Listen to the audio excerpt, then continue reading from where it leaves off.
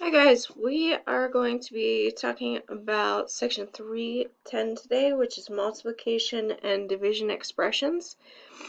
When we look at 310, which is on page 106, these are the notes that I want you to take. So I'm going to go ahead and talk about them, and then you can pause your video and write them down. These are words that mean multiplication. These are words that mean division. So if in a word problem you see that something is multiplied by something else, that means you're multiplying. If you see times, that means you're multiplying. And if you see product, that means you're multiplying. So the product of. Also, this little tiny word, two-letter word, of, means that you are going to multiply. So anytime you see any of these in a word problem, it means you need to use the numbers that are there, or there might be a variable there that you need to multiply. The division words that we have at this point are divided by, the quotient of. So quotient is the answer to a division problem. So if you see quotient, you need to divide.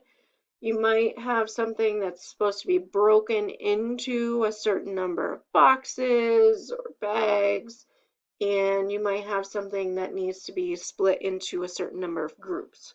So those are all division. When you see those words in a word problem, it should signal to you that you should take your two numbers and you should divide. As far as what multiplication and division look like, we have been in the past very comfortable with the x being multiplication. We're not going to see that x very often anymore because now we're using variables, and when you have an x, it looks like it could be a variable, so it gets really confusing. So we're going to switch to these other ways of writing multiplication. I've been working with you all year on using the dot for multiplication. We also can use parentheses, and those parentheses could be around your second, your first, or both of your numbers. Or when you have a number smooshed right next to a variable, that means you're going to multiply them.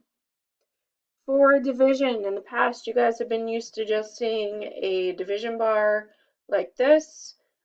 You're also pretty comfortable, I think, with seeing it like this. In algebra, division is almost always written as a fraction.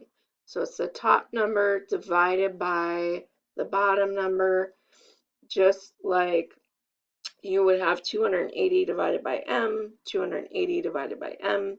This can be thought of as 280 divided by m. Go ahead, take a second, pause your video, make sure you get all of this copied down into your notes, and then I'm going to go over some examples for you.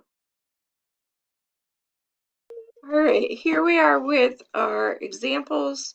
The first section says write each word phrase as a numerical expression. So we're going to take these words and we're going to translate them into math. You may remember us doing this with addition and subtraction expressions earlier in the year. So we're taking English and we're translating that into math. We need to look for keywords. So in number 2, our keyword here would be product. Product means we're going to multiply. So we're going to take our two numbers, and however you want, you're going to show that you're going to multiply them. I'm going to use that dot to show that I'm taking 2 times 15. Number 4, I have my keyword is quotient, the quotient of 81 and 9. Quotient means you're going to divide.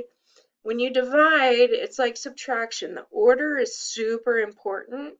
If you write the order wrong, so you put the wrong number on the top, then your answer is unfortunately going to be wrong. Just like 7 minus 5 is not the same thing as 5 minus 7. So when we divide, 81 divided by 9 is not the same thing as 9 divided by 81.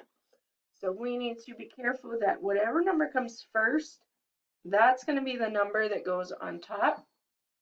So here we're saying 81 divided by 9 for our math that we're writing.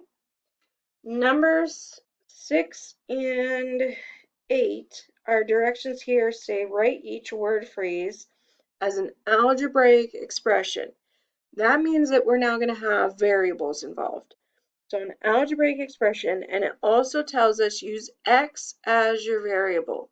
When it specifically says to use x, use x. If it doesn't say, then you can pick any lowercase letter that you want. But here it's saying use x as your variable.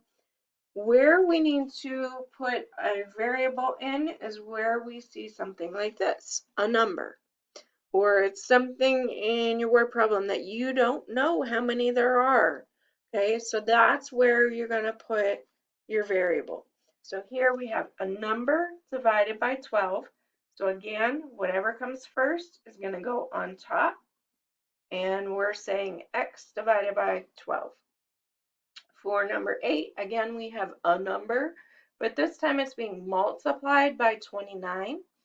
So the most common way that you're going to see multiplication with a variable is to just take that number, you put it in front of your variable, and you just smush them together. So this means multiplication. You just have those, the number and the variable right beside each other. For numbers 14 and 16 here, you are asked to change the math into English. So again, we did this previously with addition and subtraction expressions. So in this case, you're taking the math and you're gonna essentially write down what you would read. So here I would say 62 and 5/10 divided by 25. There's one of your answers. 62 and 5/10 divided by 25. You could also say the quotient of 62 and 5/10 divided by 5. That works as well. Going over to this problem, which again is division, same thing. You're going to say your top number first and then your bottom number. So we can say 35 divided by 7, or we could say the quotient of 35 and 7. And let me get a...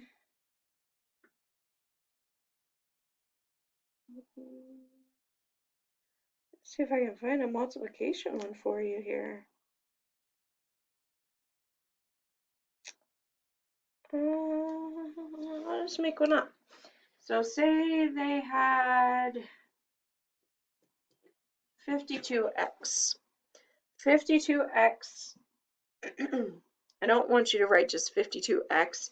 I want you to say the product of 52 and a number x. Remember that x, even though it's a letter in math class, it's a number. It's representing some number that we don't know. So you say the product of 52 and a number x, or you could say 52 times a number x. I'm noticing in these problems they also sneak subtraction back in here. The reason they're doing that is because, like division, the order in subtraction matters. So you need to practice that as often as you can so that we can keep that fresh. So let me show you one of these too. If you had a t minus 72. And I just read it as I wrote it, so that's one way you could say it, t minus 72. You could also say the difference of t and 72. Remember, when you're using that difference of, it's going to be the first and then the second. So the difference of t, a number t, minus 72. Or we can say 72 taken away from a number t, or 72 less than the number t. So either way, in those cases, less than or taken away, your second term is actually going to come first. So I think that's where the real issue with division is. Sometimes the first comes first and sometimes the second comes first.